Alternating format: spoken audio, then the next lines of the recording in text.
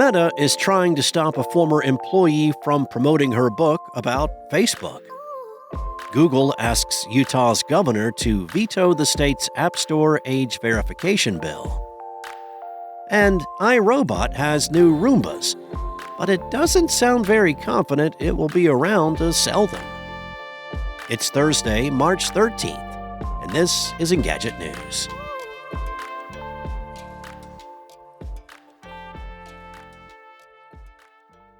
Meta has notched an early victory in its attempt to halt a surprise tell-all memoir from a former policy executive turned whistleblower. An arbitrator has sided with the social media company, saying that the book's author should stop selling and publicizing the book, which went on sale earlier this week. The drama stems from Careless People, a new book by Sarah Wynne Williams, a former policy official at Facebook who Meta says was fired in 2017. Described by its publisher as an explosive insider account, Wynne Williams reveals some new details about Mark Zuckerberg's push to bring Facebook to China a decade ago. She also alleges that Meta's current policy chief, Joel Kaplan, acted inappropriately and reveals embarrassing details about Zuckerberg's awkward encounters with world leaders. The book was only announced last week, and Meta has waged a forceful PR campaign against it, calling it a new book of old news. Numerous former employees have publicly disputed Wynne Williams' account of events that transpired while she worked at Facebook. Meta also filed an emergency motion with an arbitrator in an attempt to block the book, arguing that Wynne Williams had violated a non-disparagement agreement with the company. In a decision, the arbitrator said that she should immediately stop making disparaging comments about Meta and stop further publishing or distributing the book. It's unclear what exactly this means for the book, which is already on sale. The publisher, Flatiron Books, which was also named in Meta's complaint, did not immediately respond to a request for comment.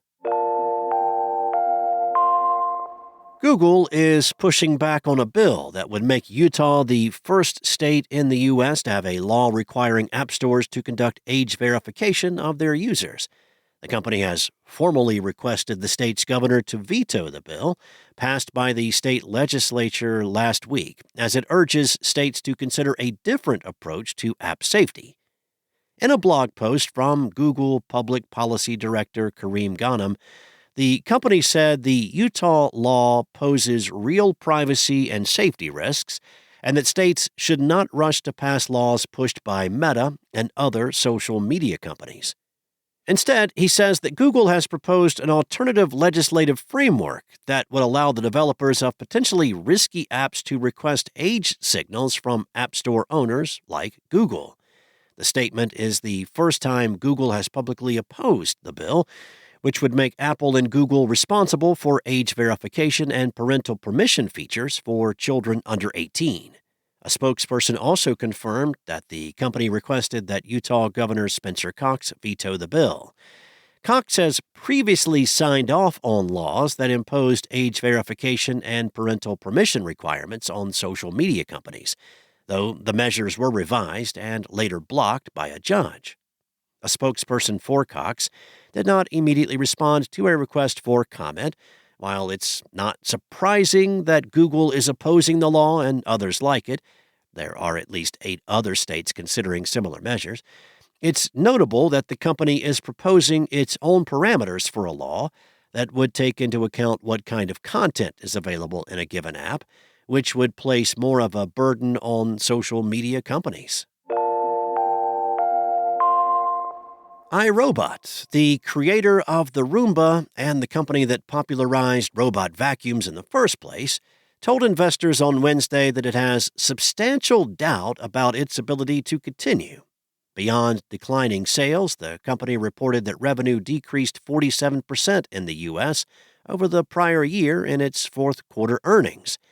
iRobot is also struggling to pay off its debts. The company took on a $200 million bridge loan to stay afloat while it waited for its $1.7 billion acquisition deal with Amazon to be approved, which it's still paying off.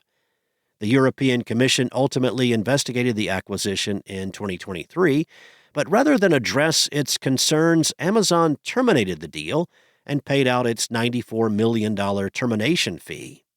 That was not enough to eliminate iRobot's problems, though. The company now plans to review its options and see if it can find another way to stick it out, including refinancing the company's debt and exploring a potential sale or strategic transaction. The timing is particularly unfortunate given the line of new robot vacuums iRobot recently announced. The company has a new robot for most price points, but the Roomba 105 Vac Robot series, which are supposed to feature 70 times more suction than past models, and the Roomba Plus 505 Combo Robot Plus Auto Wash Dock, which is able to clean corners better and has a dock that washes and heat dries the robot's mop, stand out as notable improvements. The company is also adopting LiDAR sensors across the board, something that was missing from previous robots and should allow for better, more accurate mapping. Thanks for listening. There's more to these stories and more tech news at Engadget.com. This episode featured journalism from Carissa Bell and Ian Carlos Campbell and was voiced and produced from the sound studios of Spoken Layer. Enjoy your day, and I'll be back tomorrow with more tech news from Engadget.